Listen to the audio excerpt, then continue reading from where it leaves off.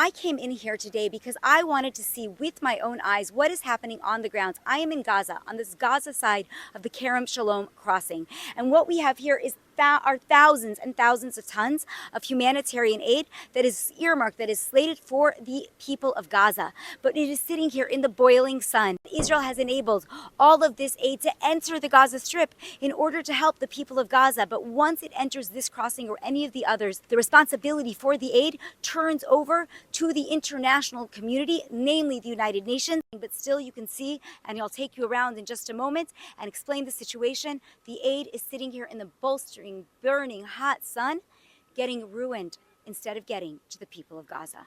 I'm seeing an endless array of foodstuffs, personal items, milk for babies, mattresses for families, winter clothing, just sitting here and rotting under the Gaza sun, because of the so-called humanitarian agencies like the UN and other affiliated agencies simply refuse to distribute it to the people of Gaza.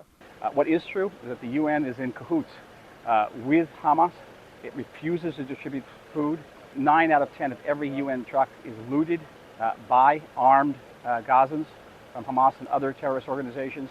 We know that the drivers of UN trucks are members of the Hamas Union, so that Hamas knows where the trucks are going to be, what's on the trucks, where to loot them. According to the most recently released COGAT data, on August 5th alone, more than 300 trucks entered Gaza. 300 trucks of aid were collected and distributed. More than 800 packages were delivered from 8 countries. 3 fuel tankers entered for humanitarian needs, and 110 aid pallets were airdropped. President Isaac Herzog, during a visit to Estonia yesterday, called on the international community to stop believing what he described as Hamas's falsehoods. In the last 2 weeks, Israel has overhauled the entire approach to the humanitarian situation, 30,000 tons in the last week.